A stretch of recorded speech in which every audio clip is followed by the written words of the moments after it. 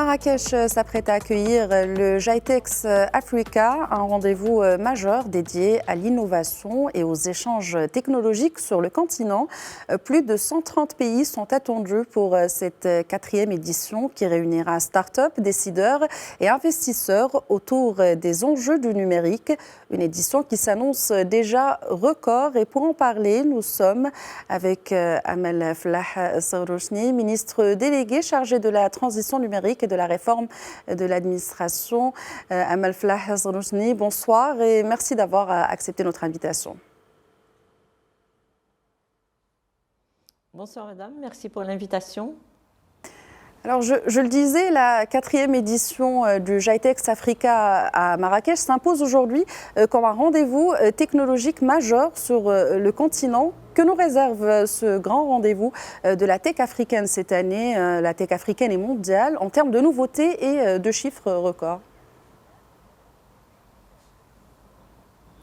Alors cette année, et comme c'est la 4e édition, le GITEX Africa Morocco se renforce et s'intensifie. Nous avons maintenant une vraie plateforme technologique qui n'est plus que africaine. Nous avons une présence très forte d'autres pays, par exemple l'Europe qui est en force sur le continent. Nous avons plus de 11 pays qui n'ont jamais participé aux éditions précédentes. Nous en sommes à la 4e édition. Et nous avons aussi 300 startups qui sont accompagnées par le ministère de la Transition numérique et de la réforme de l'administration dans le cadre du programme Morocco 300. Donc c'est une augmentation de 50% par rapport à l'année dernière. Nous avions accompagné 200, cette année 300. Alors ce qu'il faut voir aussi, c'est que cette année, nous avons un focus très fort sur la technologie, les technologies émergentes. Le focus même du GITEX Africa 2026 cette année, c'est sur l'intelligence artificielle comme levier du développement continental et mondial. Et bien sûr, dans ce contexte-là, il y a des thématiques qui reviennent en force sur tout ce qui concerne l'infrastructure, le cloud, mais aussi la cybersécurité. Ce qu'il faut savoir aussi, c'est que cette année, nous avons beaucoup de participants à travers, qui viennent de différents pays, notamment du Moyen-Orient, aussi de l'Afrique. On a des pays africains qui participent pour la première fois et plus de 1450 entreprises ou exposants.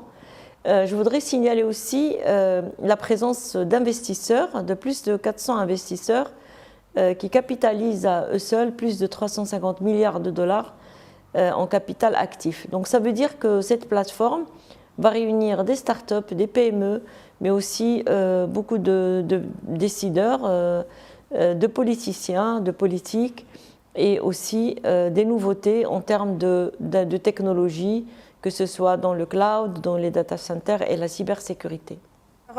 Vous avez parlé de cette fréquentation qui est en hausse aujourd'hui. En quoi cet événement traduit-il concrètement le positionnement du Maroc en tant que hub digital africain? Et pouvez-vous affirmer que cette édition du GITEX est celle de la confirmation du Royaume en tant que hub technologique du continent? Alors, effectivement, cette plateforme technologique, elle est inédite sur le continent. C'est la première en termes de participation. On est à plus de 50 000 participants à cette édition. L'année dernière, on était à 52 000 et on va largement dépasser cette année.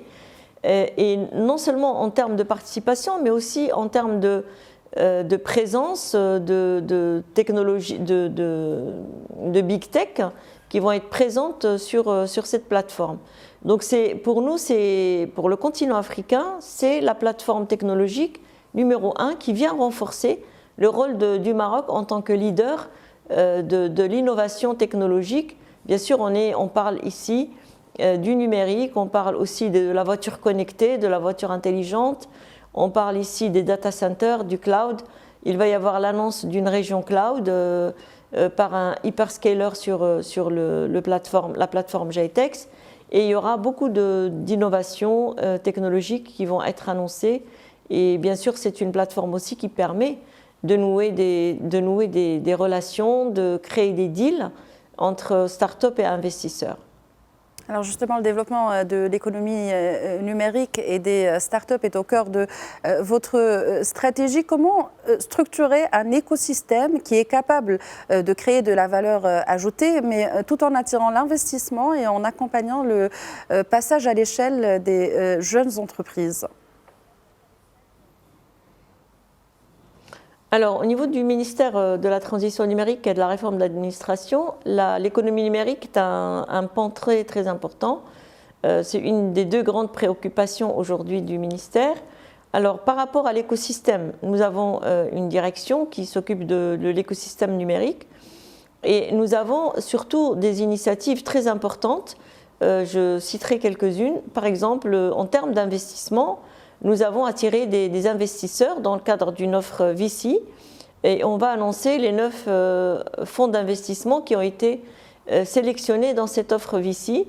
Nous avons également une offre VB pour les startups. Entre l'offre VB et VC, par exemple, nous avons un budget alloué de 1,3 milliard de dirhams juste pour ces deux initiatives. Mais nous avons également l'accompagnement de startups, comme je l'ai dit au début. Cette année, on a upgradé le programme Startup Maroc Digital. Et donc cette année, nous accompagnons 300 startups pour venir discuter sur cette plateforme de GITEX. C'est des startups marocaines qui vont bénéficier de 95% de prise en charge de leurs frais pour être sur la plateforme GITEX et qui vont venir discuter avec d'autres entreprises, d'autres PME, mais aussi d'autres investisseurs pour lancer des deals et créer des accords d'investissement. Alors justement, nous avons également accompagné cette année dans le... En parlant de financement justement et de start-up marocaines, permettez-moi de rappeler quelques chiffres. Ce GITEX réunit 800 start-up, dont 300 marocaines, face à plus, vous l'avez évoqué, 400 investisseurs internationaux qui capitalisent, on parle de 350 milliards de dollars. Alors, si la mise en relation est une question essentielle, les convaincre de sortir leur chéquier en est une autre. Comment justement vous accompagnez ces startups marocaines à franchir le cap du financement à l'international? Alors, on les accompagne de différentes manières. Hein. Déjà, en mettant en place des mécanismes, comme je vous ai dit, de VB et de VC. Lorsque on lance une VC, ça veut dire que le ministère s'engage à couvrir les first loss de ces entreprises. Ça veut dire que les fonds d'investissement qui viennent investir dans la start-up marocaine sont rassurés que les premières pertes seront couvertes par le MTNRA, le ministère.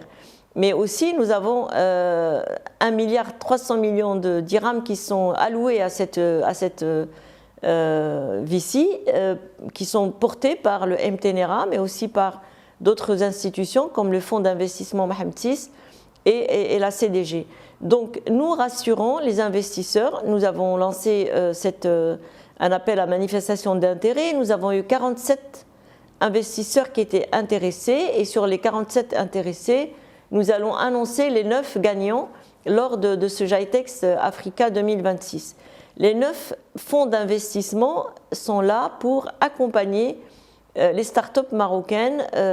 Nous avons donc cette offre capitalistique que nous mettons à disposition et des investisseurs et des startups marocaines. Donc on essaie de mettre en place toutes les garanties nécessaires pour rassurer les investisseurs, pour pouvoir accompagner l'offre startup marocaine. Sur VB, nous avons d'autres types de startups qui sont accompagnés et là aussi l'offre VB elle est accompagnée, elle est opérée par Temwilcom qui va aussi garantir un certain nombre. C'est des garde-fous pour que les startups puissent continuer. On a des incentives très intéressantes. Donc ça, ce sont deux initiatives par rapport à la startup, mais on a aussi quelque chose de très important qui est l'offre Offshoring Maroc. Et lorsque nous accueillons ces entreprises à l'international et des multinationales sur la plateforme GITEX, ils voient qu'il y a de la production de haut niveau, ils voient qu'il y a une stabilité politique, ils voient qu'il y a un climat des affaires très intéressant On est en train de signer avec de nombreuses compagnies. On va jusqu'à de la création de centres, non seulement de l'offshoring classique, mais on va jusqu'à, avec des hyperscalers par exemple, on a des centres de R&D qui embauchent des ingénieurs marocains pour développer de la technologie de pointe. Donc notre offshoring au Maroc, c'est l'offshoring de nouvelle génération sur des technologies de pointe avec des ingénieurs de plus en plus qualifiés. C'est pour nous une façon aussi de rassurer ces multinationales, de les rencontrer dans le cadre de ces plateformes, et ils voient très bien que les produits développés par les entreprises marocaines sont des produits à haut TRL. Alors, Madame Flah Sgrouchni, vous l'avez dit tout à l'heure, une priorité, c'est le volet numérique, et puis il y a aussi la réforme de l'administration. Quelles transformations concrètes sont aujourd'hui engagées pour passer d'une logique de digitalisation des services à une administration plus simple, proactive et centrée surtout sur l'usager ? Alors, sur l'administration, la réforme de l'administration, il y a deux choses. Il y a la simplification des procédures et il y a la digitalisation de ces procédures. Et on travaille sur les deux aspects. Donc, nous avons des directions spécialisées pour la simplification des procédures. Donc, c'est tout ce qui est les textes, en fait, de loi et des procédures.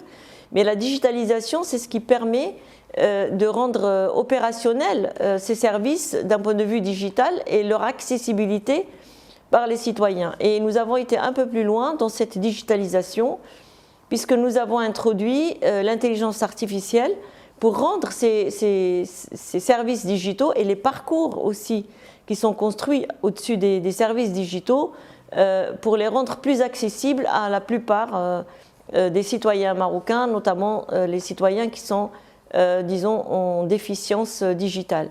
Donc aujourd'hui, nous mettons l'intelligence artificielle au service de la digitalisation des procédures et des parcours, et nous sommes en train de travailler sur le wallet national qui propose une méta-application qui va permettre d'accéder à tous les services. Donc nous avons conclu des accords avec différents protagonistes. Nous avons signé avec de nombreuses administrations pour pouvoir, par exemple, avoir son permis dans le wallet, pour pouvoir avoir son assurance sur le wallet, pour pouvoir avoir son titre foncier sur le wallet. Et donc ce wallet national, aujourd'hui, c'est un portefeuille numérique qui va contenir de nombreux documents administratifs qui est accessible à partir du téléphone, mais aussi qui permet, à travers la super app, de composer ces services pour offrir des services composés et agrégés. Donc aujourd'hui, la transformation, l'administration marocaine se dirige vers une administration orientée besoin du citoyen, qui soit plus simple à utiliser, qui puisse interagir de façon simple aussi avec les utilisateurs, avec toutes les modalités. Ça peut être la voix, ça peut être le texte, ça peut être le clic. Et c'est des services qui vont être accessibles de partout, à n'importe quel moment, et avec une administration très proactive vis-à-vis des besoins des citoyens. Madame Amal Flah Sgrouchni, ministre déléguée chargée de la transition numérique et de la réforme de l'administration, merci d'avoir accepté notre invitation et d'avoir répondu à nos questions. Merci pour l'invitation.